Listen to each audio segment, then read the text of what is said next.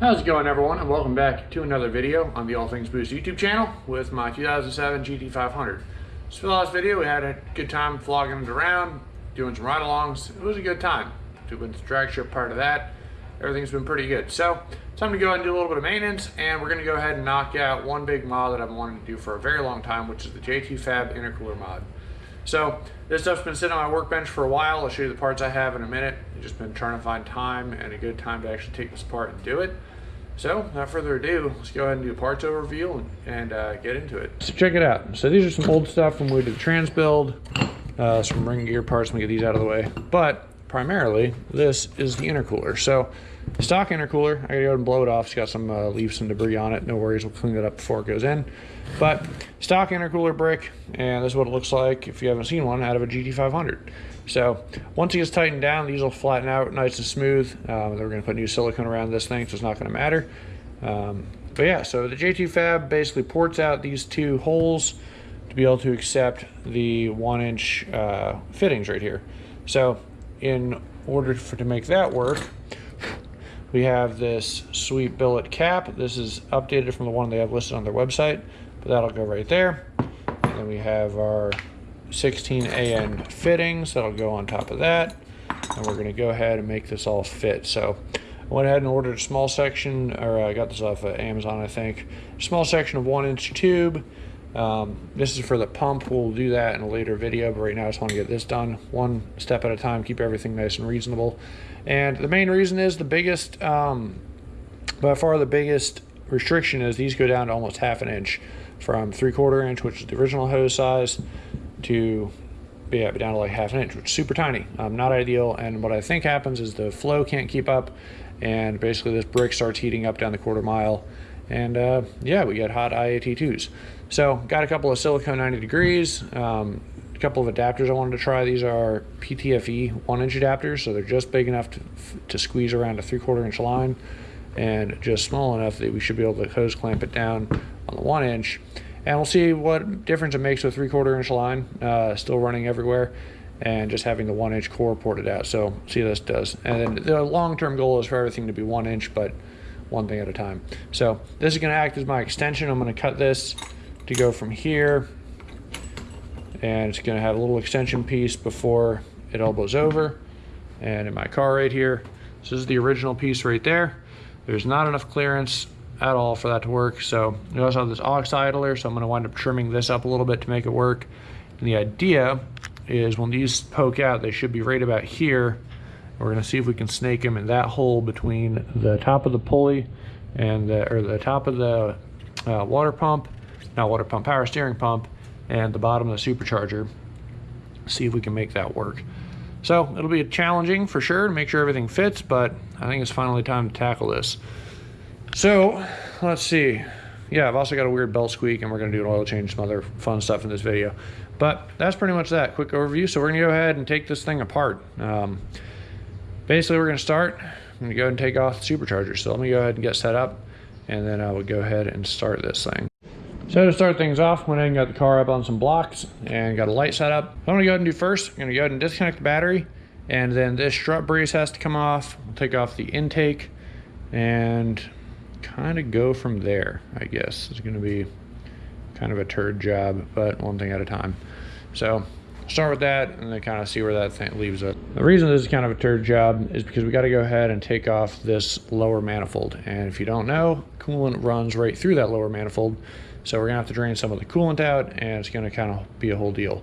So yeah, one thing at a time, but we shall get there. So like anything with this project, we're going to go ahead and start it, and let's just see how it goes.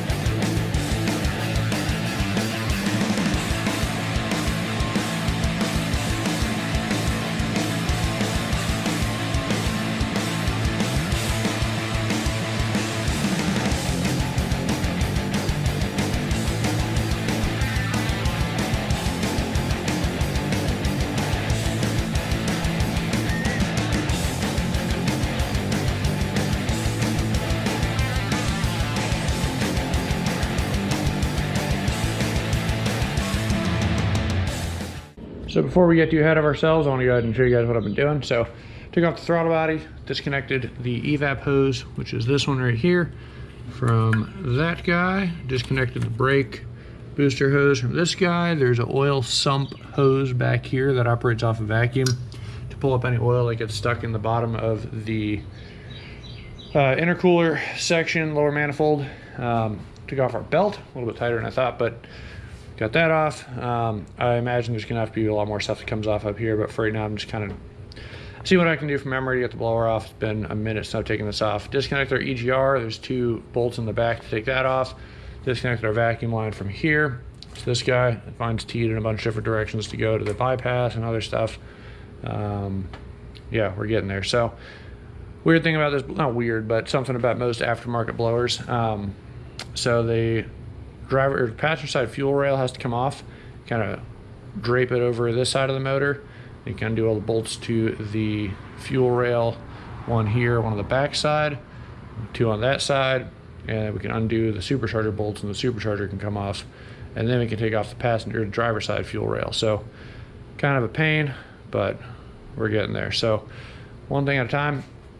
You go ahead and let's see, I think it's about time for the fuel rail to come off. So try and keep a hand on your injectors so you don't leak fuel everywhere, and kind of work them all up at the same time. And you can leave them installed and keep the fuel in there.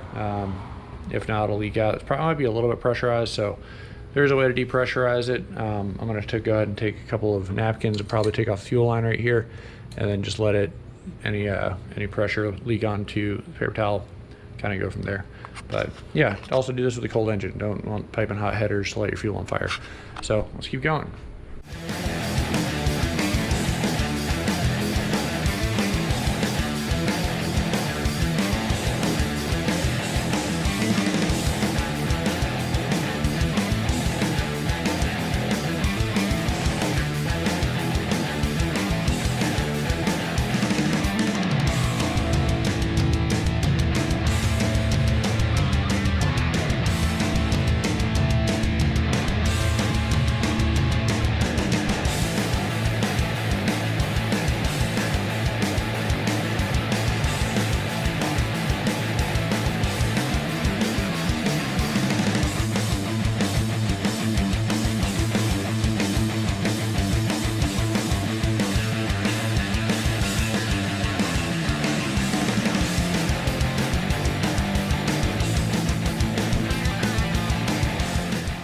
All right, and supercharger's off. So there we have it. Everything's good. This is a weld spot. The previous owner did have a intercooler burst on him a long time ago. But yeah, here she is. So we're gonna go ahead and get this. Well, we need to take this off anyway. So now you can get a good idea of where this area looks like in here that we got to work on clearing and everything. Kind of gives you an idea of what that's about. And yeah, I've never actually gone any further than taking this off. So one thing at a time, we're going to keep on cruising. There's quite a bit of stuff in here to worry about. Get this out of here now.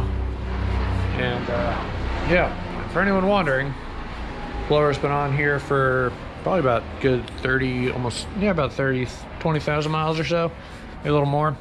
This is what a non-messed up blower looks like. So it spins that way, pushing out air toward you. And yeah, really can't complain. No weird play. No issues with the coating rubbing off. That's what it looks like. So nicely done. All right, so I think next, well, let's see, there's a lot that we could do in here. So we got to unplug the injectors. Already unplugged that side, as you guys saw earlier. Unplug our, this is our coolant, or not coolant, air temp sensor for IAT2. That's where that comes from. I think we're gonna have to unplug our fuel rail, catch all the fuel that's bound to drain out. So that'll be fun. I'll do that in time lapse. It's just this little clip right here. Should be able to pull it up or out somehow. Yeah, push out, pull this piece up, and it'll pop off. So we'll get that in a bit. Take off our fuel rails, set those off to the side as well. And then kind of just start clearing stuff out of here. So one thing at a time, and we'll get there like I keep saying. So let's go ahead and do that next.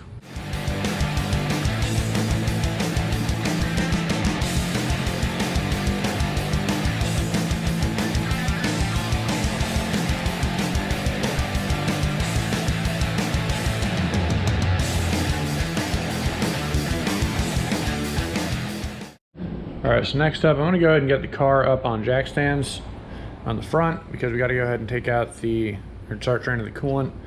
I think the next step is gonna be getting that coolant reservoir out of the way just because I want it clean. At least not, maybe not totally disconnected, but we're gonna disconnect it from here, get this guy out of the way, and then we can kind of, set this off. Well, I guess it might be no clearance, but we gotta get this off, gotta take these off, and I think that's really about it for now. So in order to do that, we gotta get the coolant out of these hoses and get them drained out. Right now, the coolant level is about level with this top hose, so I want to get all that crap out. So, yep. Looks like that's gonna be the next deal.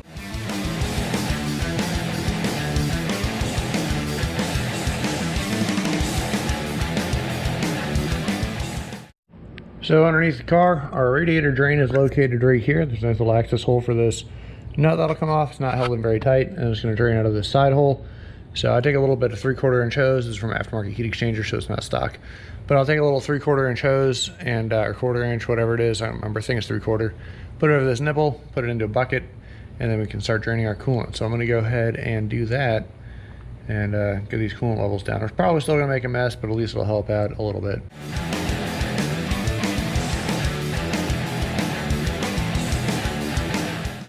While it's going down there, we're gonna go ahead and remove these two upper coolant guys and start taking apart this. There's nothing in these pipes anymore, so you can tell it's empty. And yeah, we should be good. They're actually all empty, so I'm gonna go ahead and actually stop the coolant flow. We just need to get it down below that level. No point in draining the whole system, so let's do that next.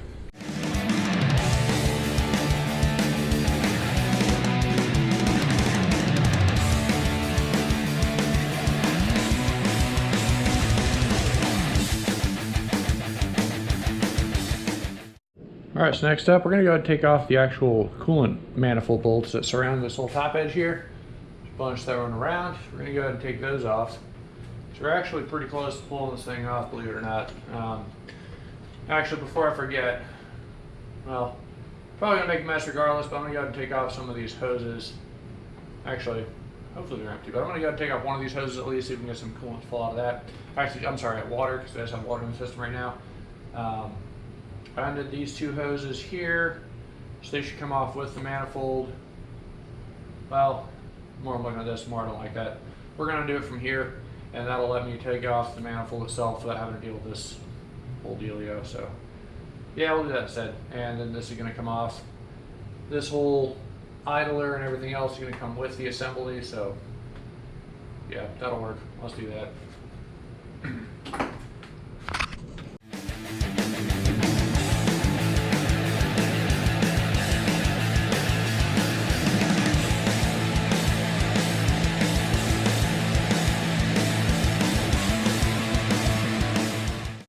All right, just so I don't do you guys an injustice, I'm going to show you where all these bolts are. So you got the two that come up here, and then there's these bolts that run down the side over here. Looks like there's some on the back side. This wire harness is going to be held down by these two clips over here. Looks like the previous owner just moved them and either broke them off or left them off to the side, which is fine.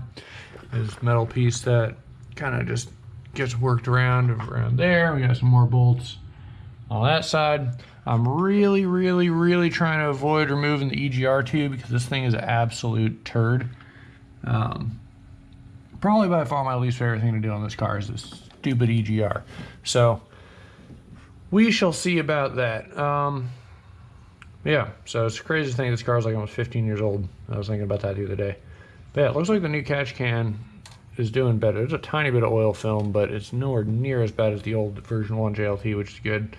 But yeah, let's go ahead. I'm gonna keep on working, and yeah, hopefully don't make a giant mess. On the bright side, the cylinders up here are where the intake ports are. So any fluid or coolant that goes inside the manifold doesn't go anywhere. It just goes in the bottom of the valley of the actual whole thing that's coming out anyway. So should be fine. Anywho's, let's go ahead and keep on working. I'm gonna work on getting these bolts out next, and we should, in theory, be able to pull everything out. After that, I'm hoping what I can do is rock it up and then pull it out, but we'll see how this goes.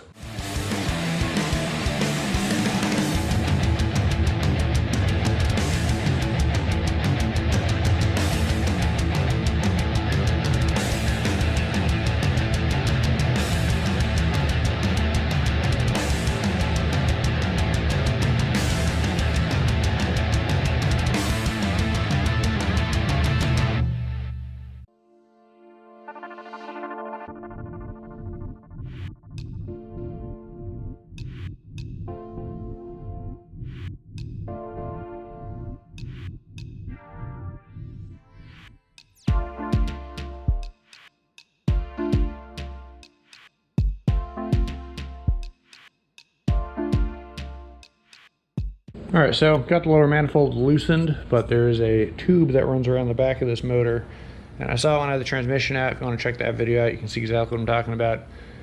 So the bright side, the previous owner put a hose clamp on it instead of a pinchy clamp, so it comes off easier. The downside is this EGR tube runs right in the way. I can see the clamp, but I can't actually get to it. So EGR tube comes off right there, and I take the battery box out. We're gonna try and get that guy off. Going on, it was a pain in the butt. You can see it's kind of cockeyed, and coming off, I'm sure it's gonna be a pain in the butt. So I'm gonna go ahead and start working that, and we should be able to fish this EGR out of here, and then from there, we'll keep on going. But oh joy, the fun for a few degrees of cooling. All right, let's go ahead and keep on going.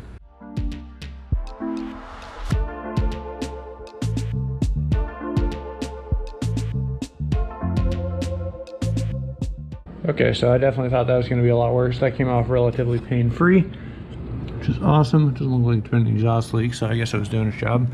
Yeah. So next up, let's see if I can kind of get you guys a view. See that hose clamp right there? That one, that's the one that's got to come off of the lower manifold.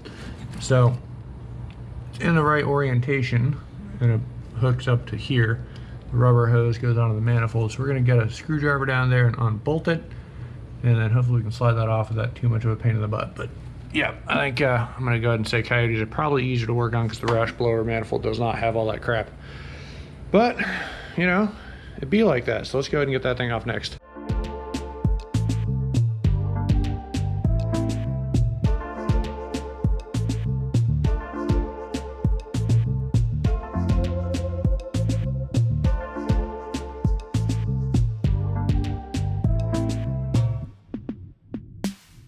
All right, and there we have it. This is the assembly. So this is that hose on the back I was talking about. Royal pain in the butt. I guess it runs coolant through the manifold. There's a crossover line back here that goes from this side to this side. Oh, what a pain in the butt. So that's off now.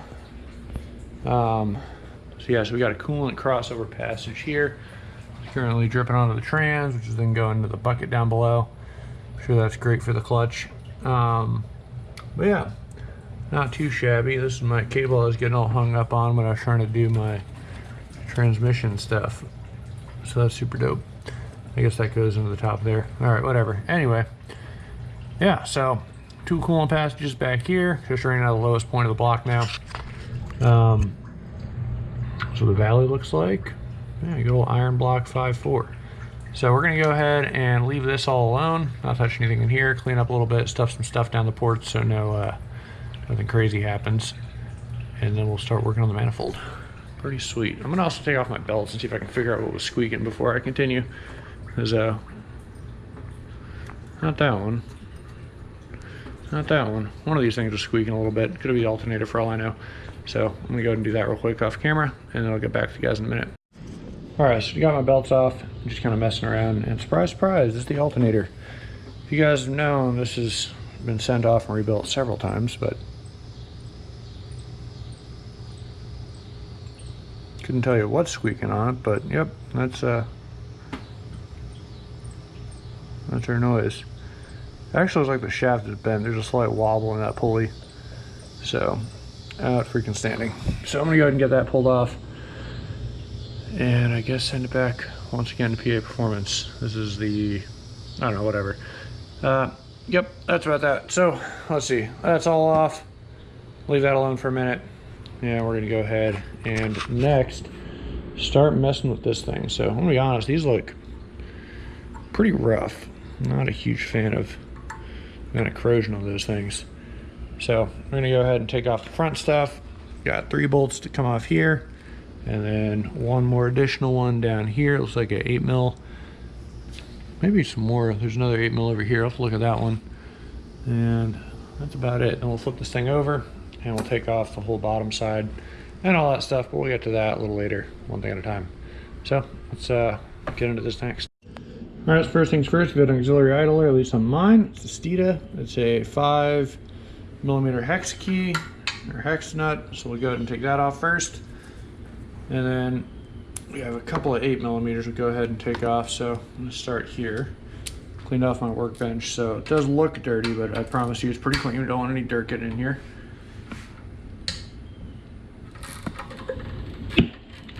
That one broken loose. And my plan to make the new one clearance is basically to knock off this support right here. And it should be okay, because VMP sells one that doesn't have that support. So I'm thinking it's more than strong enough to put a little tension on the belt, and it should be all right. So we'll kind of go from there and see how everything works. And let's go and flip the time lapse.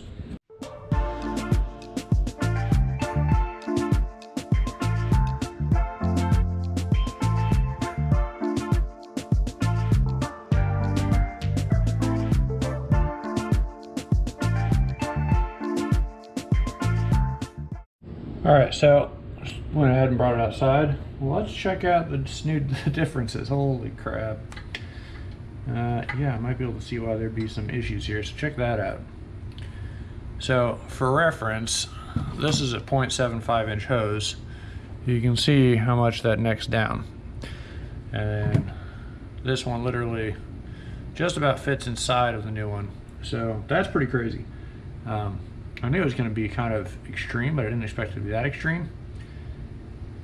Yeah, so that should open it up quite a bit. So people have hogged these out a little bit, basically taking off that lip right there, because this is pretty thick and heavy duty. This is a lot lighter.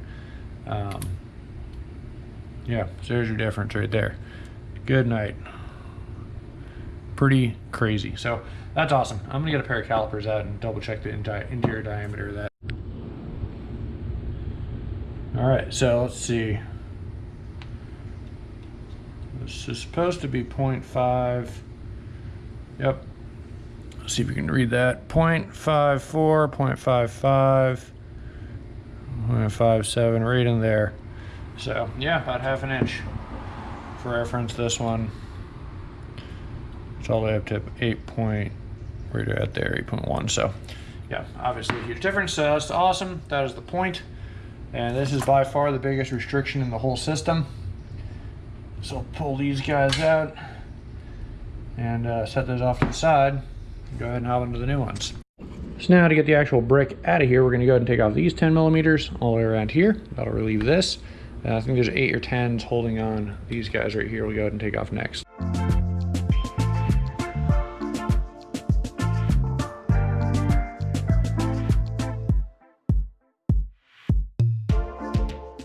So I just thought I'd show you, that's the point of having that catch can. It's supposed to keep this from happening. And why this vent exists is so it gets sucked back up into the blower and has a chance to get run through the motor instead of constantly pooling up on the bottom of this thing. So that's basically that. But yeah, let's go ahead and get this out of the way and keep on going. All right, so in the bottom of here, we have our 10 mils. Sorry, so in the bottom of here, we have our 8 millimeters that run around the whole thing right there. So we're gonna go ahead and pop those bad boys out. It actually looks like,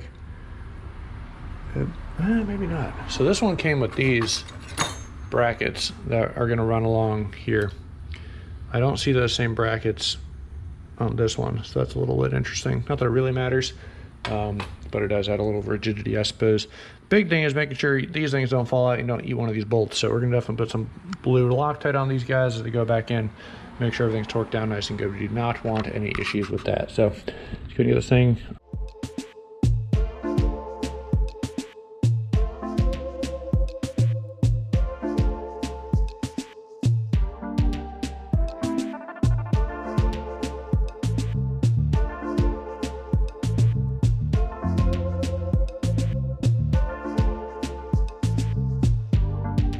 If you ever wonder where the secondary intake air temperature sensor is pulling from, it's right there in the intake port, right before it goes into the cylinder. So yeah, it's about as accurate as you can get right midway down.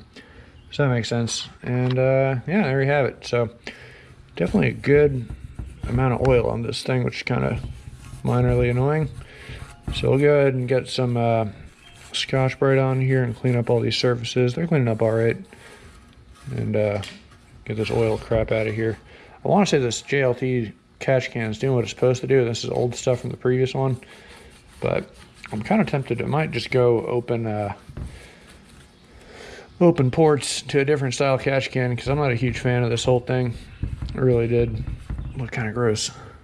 That's a good amount of oil residue and just build up in general. You don't want oil residue equals detonation, so not ideal.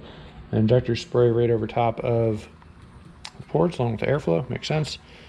There you have it. So this thing also coated in oil, pretty good amount on there. But yeah, there you have it. So I guess next I got to go ahead and get me some silicone. The other thing I was thinking about, I've seen some people trim this piece out of here and kind of open it up so it can flow, because the back half of this intercooler is, for all intents and purposes, cut off. Like, there's really nothing back here you can do with this thing. If you look at how this is set up, it sits flat over the back half of this thing, so it's basically right down. So some people will port them out. My concern, I can feel how thick the material is. So I mean, I could probably take it back to about here, realistically. I don't have a good way to do this. It'd be kind of a hodgepodge job. But I could probably take it back and kind of cut this out a little bit and get another, I don't know, ½ inch maybe. I don't know if it's worth it. Kind of do an angle, basically cut it at an angle back here would probably be good. This thing is sharp as hell. Keep catching myself. I might round out these edges a little bit, but yeah, not port it really, but just kind of trim out about ½ inch of aluminum at an angle. I don't know yet. We'll see about that one. I'll play that one by ear. But yeah, I got some silicone and some other stuff, so I think I'm going to call it quits for right now. We'll come back to this in the morning. All right, so it's the next day, and we've got a couple of challenges to figure out. This is kind of where the whole hot rodding thing comes into play. So a couple of things I want to try to address, and we're going to see how this works out. So I'm going to go ahead and show you what's going on. So first and foremost, this is obviously not ideal. So J2Fab does sell a specific idler. I didn't buy it. About 500 bucks. I was like, yeah, we'll try to make mine work, and I think we can make this work. But got a couple of things. First off, looking at it from a side angle, I have my calipers out right there just to check. So this distance right here is one distance, and this is not the same. So these two are obviously not the same, which means this pulley offset is going to be different if I were to mill out and move this down. So it actually works out that this top row here is the same thickness as this, so that this pulley can sit. If it sits like this, that spacing, it'll work. I'm just not a huge fan of leaving this giant gap here. So what I'm going to go ahead and do is see if I can figure out a way to make something that will fill in this space.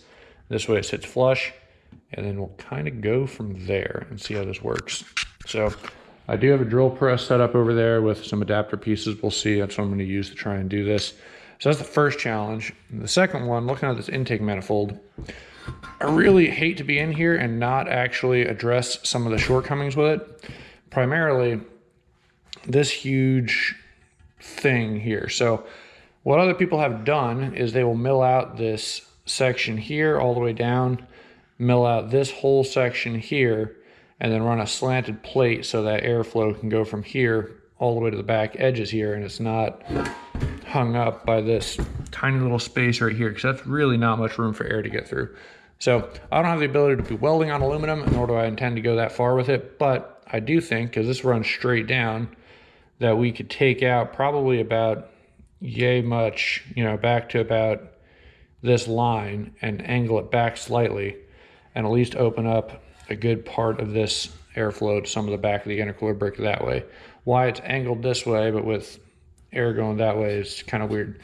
But the other hand is I could just be spinning my wheels, because really the supercharger only discharges right here. So it's kind of hard to say what makes the most sense. But this part, we'll see how this works. I'm going to have to do some sorting out to see what makes the most sense for this.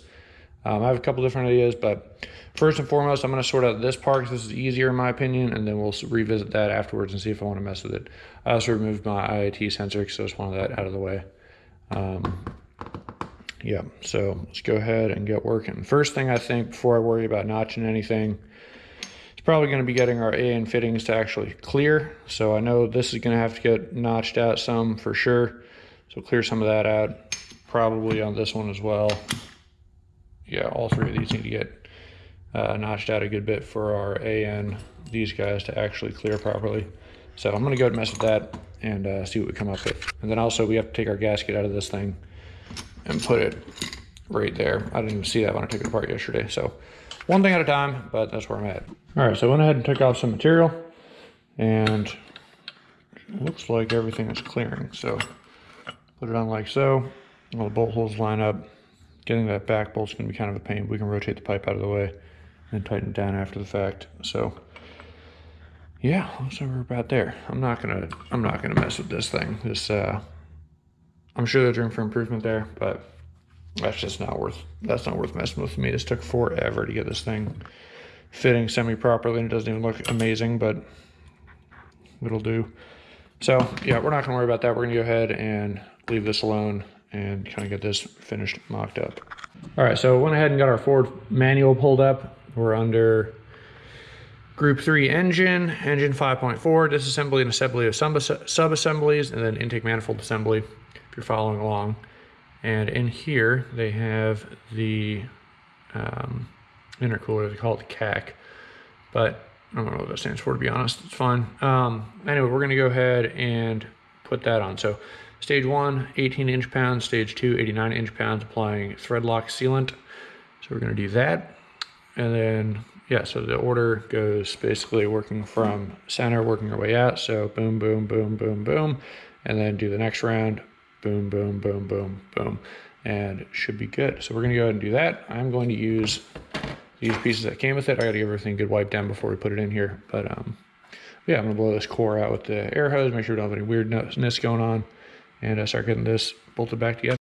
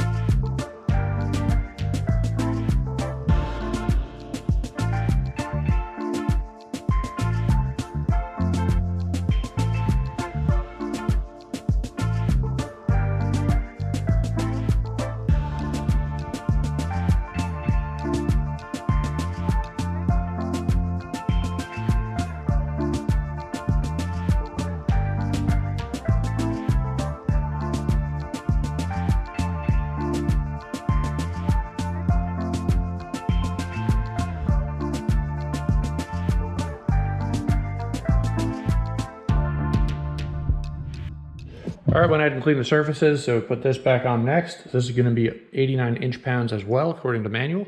Same deal with the sequence, so boom, boom, boom, boom, boom, boom, boom, boom, and the end ones. So we'll go ahead and get those on next.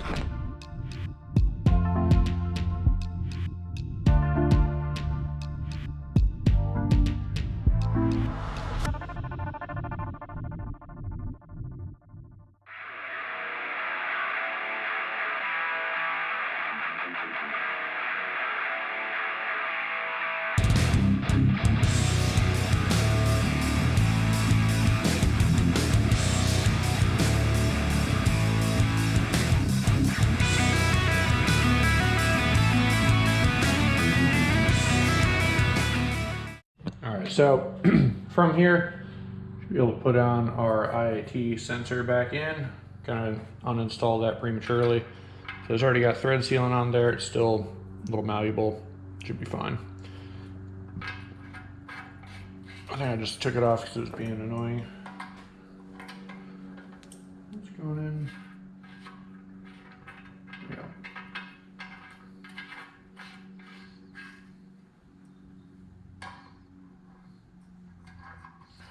This goes to 11 foot-pounds. We'll just kind of crank it down until it's kind of snug, like so. And we'll go the rest of the way. That's about where it was, right there. Line it up nice and easy. So that's done. Next, we're gonna figure out this front piece right here. So lighting kind of sucks, but I want to get this together at least so I can kind of figure out what we want to do there. So let's go ahead figure that out. I'm gonna put you guys on time lapse and we'll go from there. All right, so with these intercooler tubes, first thing you guys do is a little brake clean on a semi-clean napkin. We're gonna go ahead and clean up the holes that they go into here. Make sure those are all nice and clean. Clean up our tubes. Make sure there's no gunk that's gonna go. I'm not too worried about the inside of the tubes as much. Outside is because we don't want anything going through the engine. If it goes through the intercooler, it's not really a big deal. I mean, obviously you don't want stuff going through there, but if you can help it, it's probably for the better. And then on the top here, I'll show you guys in a bit, but it seems to be everything is pretty happy. So O-rings are still plenty malleable. If they get hard or you start feeling anything kind of be weird, probably not ideal, and you're gonna wanna address that with some new hardware. So to help everything go together, we're just gonna put a little bit of lubricating oil on each of the O-rings. And this will help it slide in without catching anything and grabbing. So you can slide this one in. There you go. Slide this one in. There we go, like so. All right, kind of leave it. Yeah, if they were to see all the way, still got enough room to fit this. So this is the next turd we got to figure out. So I'm gonna go ahead. This is where it gets fun. So this thing's gonna go on here. We have our new gasket on, or we're using the old gasket, but gasket is on there. Clean up this surface, make sure that's good. Clean up this surface, make sure that's good. And the idea is to have it angled up like so. So this will kind of slip on like so, and then we'll bolt it down. So I got to figure out my orientation for this. Try and make sure everything's happy. And then we'll kind of go from there to see what makes sense. These are going to get torqued down to 89 inch-pounds as well. And then we're not using this final bolt hole over here. There is no side on the other side that passes through, so it's good. Let's go ahead and figure this out. All right, so what I'm using is a little bit of a hack job for what I'd want. I'd rather have fixed spacers, but I'm using these as spacers. These are some just random leftover, all the same size nuts. So I'm gonna stack them on top of each other, put a washer on top, and it fits and makes it flush with a little bit taller than this lip right here. So that will absolutely work. So I just need to make sure it's not putting any kind of weird pressure on. Even pressure, it'll fit inside the hole and stack itself up so it has nice even pressure all the way around, which is what matters, no leaks or anything weird. So that should be good. If you're doing this, I want to be honest, get the VMP piece. Don't worry about messing with all this shenanigans. But we're already here, so we're going to keep on cranking.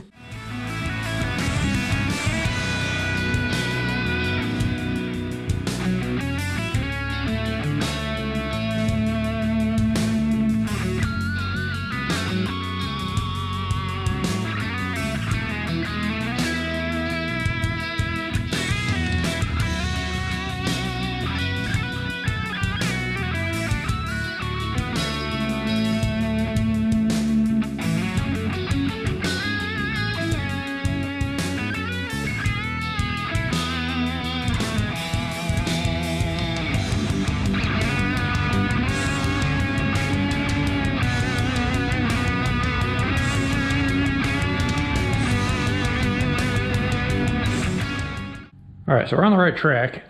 This is definitely where we need it, but I have to adjust my clearances a little bit. So we got to take off some more material right here.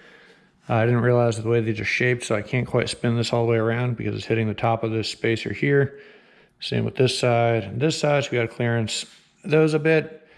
Other than that, the spacers here, there's a couple thousandths. I don't know if you can see that crack right between there, between the actual thing and the spacer, which is ideal. I don't want all the pressure, like I said, on this little ledge. I want it evenly pushed down in here. So that's actually working out great. All I'm gonna do is go ahead and take this back off. We're gonna go ahead and do a little bit of clearancing on a couple of spots and then put it back together. It looks like we can probably take out a little bit more material right there too. Excuse me, and that'll work. And then this one, it's touching a little bit. Take out some more right there too. So not too bad, but we're definitely getting there, and we're just gonna keep on going. I think this is gonna work though. And then it looks like we should have plenty of clearance. If I can angle these a little bit to clear over top of the power steering pump, so we're shooting them right through here. So over top of the power steering pump, and bottom in here. I think this will work. Plenty of room for belt to go this way for the supercharger. Yeah, looks like we're on the right track, which is awesome. And this is the silicone inside of here drying up, so we're good. Don't worry about that little gap there. It's pretty far back there. This is the stuff that's squished out, so it's good. But yeah, we're getting there. Let me go ahead and take this back off and do it again. All right, looks like we got it. So worked, nice and evenly torqued down everywhere. Got our clearances for the pipes. I'm very confident that'll still be plenty strong. And I left as much material as I could, kind of angling it as possible. And I think we'll be okay. Definitely doesn't look amazing, but it'll definitely do the job as well, which is what I care about. And it'll be good. So that's that. I also noticed this is doing absolutely nothing. I don't know if you can tell, it's not even touching the screw. So we gotta loosen this and actually adjust this thing properly, because that's supposed to be able to push down on this thing. Worry about it, we'll worry about that later. So I'm gonna go and set the manifold in now, I think, and see if we can get everything kind of lined up how I want it. Might need to come out a few more times. I can stick a wrench in here and I can move the pipes just a little bit as needed. So it's snug, but it will let me adjust them. So hopefully it doesn't translate to leaks. We'll find out. My experience with AN in the past should be okay. They don't need to be super tight. We'll see how that goes. So let's go ahead and get it on the car.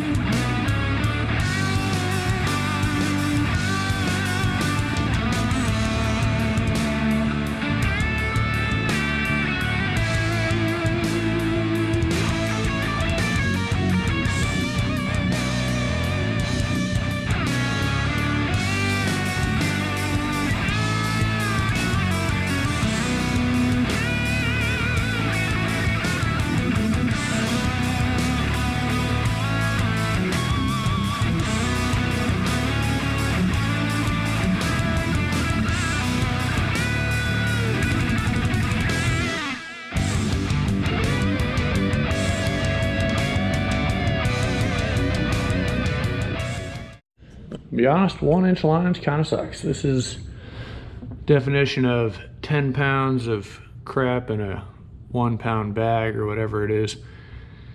So, I mean, I think we'll be all right. There's a little bit of clearance there. So it's not touching. This is gonna get bent down, so it's gonna pinch the hose a little bit, clear that radiator hose. This is gonna have to go on the top side. No really way to go around that. Belt's gonna shoot straight through. So I mean, there is clearance. It's just like damn tight. So I stuck the supercharger on here before I bolted anything down, just to make sure I was gonna have clearance everywhere. Looks like we're gonna be okay. My biggest concern, in all honesty, is like if I ever need to tighten these things, this whole thing's gotta come apart, and that's gonna be a turd. So hopefully we won't have to do that. But yeah, kind of seeing the value in the other piece that VMP sells. I wonder if its hoses are more that way, a little bit tighter. I don't know, but we'll run it, see what happens. Hopefully it won't leak. I think I'm honestly gonna plumb up the supercharger system, turn it on before anything's bolted down, and make sure it's not leaking, because if it does leak, I'd rather know about it now than later. So I think that'll be the next thing. So my plan was I'm gonna get rid of the zip tie. We're gonna run this right to here basically. And then the other side looks like it fell down right here. So this one, whoop, have to grab that. Don't want that to get lost forever. Hose clamp. The other one runs here currently, comes around the other side of the fan. So we're gonna reroute that to go, let's see. Probably gonna wind up, do I have enough, honestly? If we lengthen it a little bit, we should be able to pull it across, and actually might be able to hook it up that way. So I might just get rid of this hose altogether and run a piece of extra 0.75 inch I have from down there instead of using the shaped one, and do it that way. So we'll see. Let me go mess with that real quick and we'll get back with you in a bit. All right, so I think I found the solution to my problem. So I went ahead and I picked up these adapters a while ago because I knew I was going to need some 1-inch extensions for these 90s. And these are going to need hose clamps on them still, but basically I cut the edge of the pipe off as much as I could to run this mating surface with the extension. So this way it doesn't squish down when I push down on it a little bit. And then I'm gonna have my first 90 running this way, and I'm gonna have my hose. This will put plenty of room for 1-inch upgrades. That's down the road. And the reason it's around the road is because usually it's kind of a separate piece.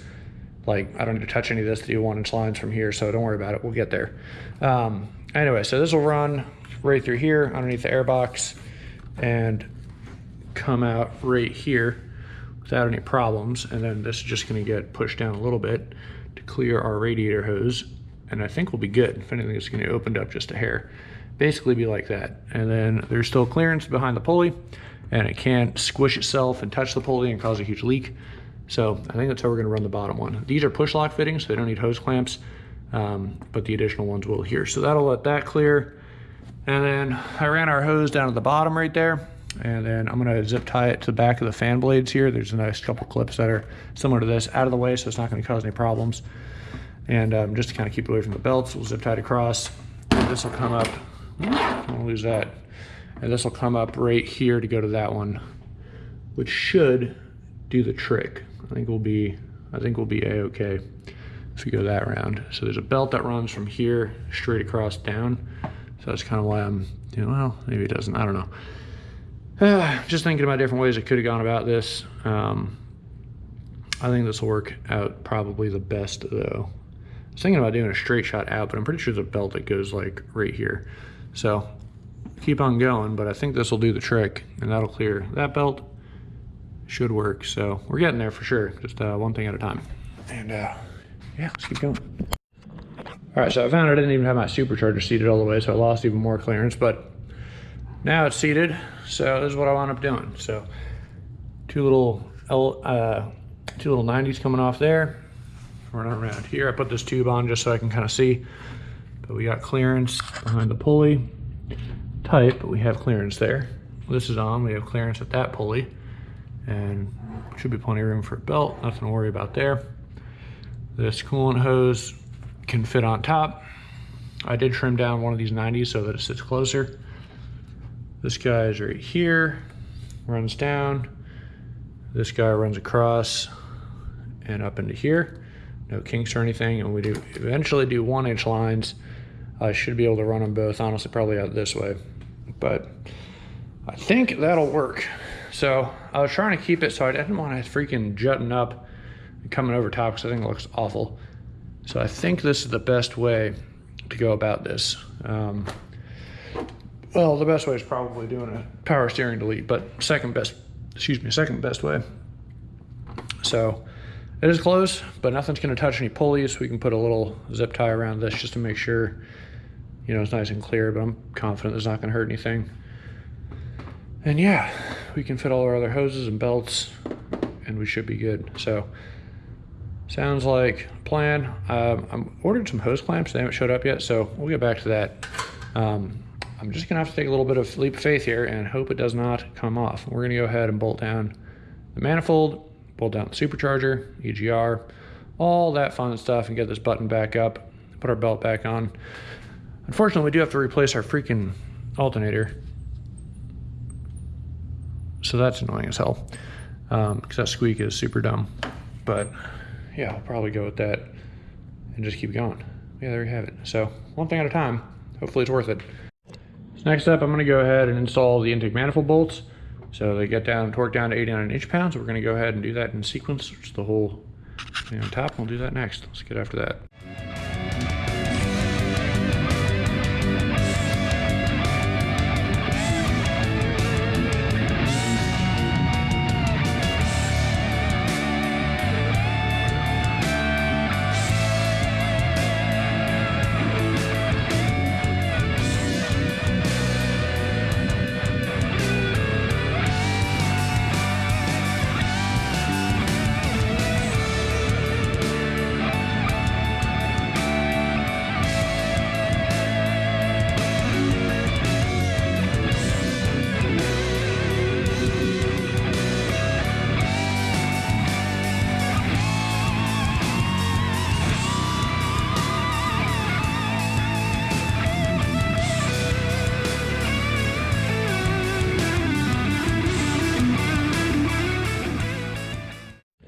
All right, so hose clamps came in, wanted to put those on, and everything seems to be nice and tight.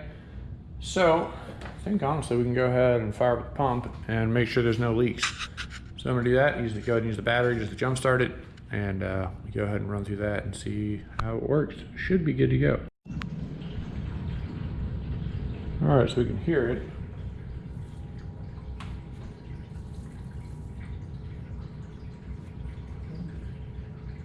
It is running.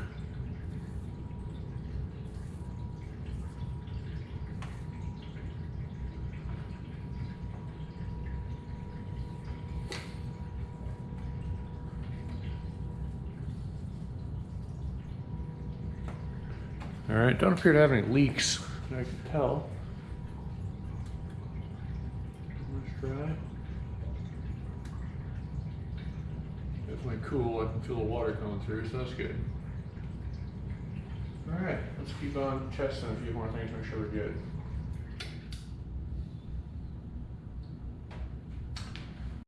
All right, so I ran our test, ran for a bit. Didn't notice any leaks, so we're gonna go check to make sure there's no water inside the manifold. I think the best way to do that is basically to hook this up like so and pull some vacuum on it, and because that's the lowest point, if there's any water in there, it'll get sucked up pretty quick.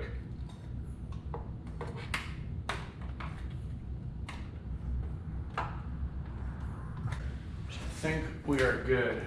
No biggest concern if anything leaks internally. But yeah, I think we're good. So you go ahead, I swapped these around because I was messing with it. I was thinking sometimes I want to see if I can get the heat exchanger to bleed. I think some of the cooling problems people experience from the heat exchanger basically have a giant air bubble in it and it won't like push all the air out. So sometimes a reverse flow and maybe that'll help, who knows. But yeah, there we have it. All right, so next up I'm gonna go grab our EGR tube, set that back in place. Injectors and blower. This is the next order of things.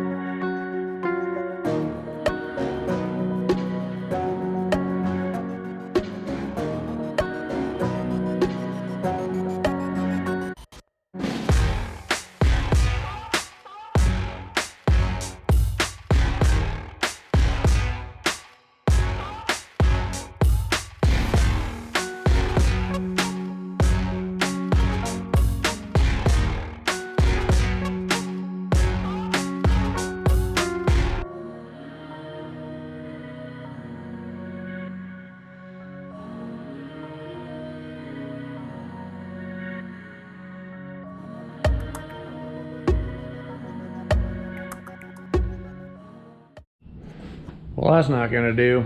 So even with the 2.6 pull, I just want to try it out. That is definitively not clearanced. So, that complicates things, doesn't it? Either I'm gonna look on the power steering pump to lead after all, which sucks. It's not really sucks. You go to electric power steering, then you move it out of the way. You get a dummy pulley here, clears up all this space. I don't know. I mean, realistically, that might be the best route, but just, man, kind of sucks. Another possibility, maybe we could do like a 45 on top here, and that would poke it out this way. I don't know. I'll look into that a little bit. So that is unfortunate though, because regardless, sometimes it's gonna be a turd to change out. So yeah, there you have it. I guess it is what it is. So I'm gonna keep on doing some research and see what we can figure out. Very annoying though, for sure. Sometimes you just think things a little bit too much. So I looked at this a little bit more. I think I figured out my solution. So disconnected the power steering pump temporarily, and you'll see why. It fits right there. So what I actually wound up doing was just running that line downwards, and it runs behind, and there's plenty of clearance right there to run the line behind the power steering pump. And we just got to make sure this is tied off out of the way, but it's no worse than anywhere else, in my opinion. So it looks like that'll work. Still got to get our alternator back, but yeah, I think that'll do the trick. And there's still enough clearance there for the 1-inch lines in the future. I think we're in good shape. So looks to be a good shot there. I'm pretty happy with that. So I think that'll work, and don't need to do anything crazy. So yeah, 2 90s and one over top of the power steering rack go that way, one underneath the bottom, or power steering pump, and I think we're good.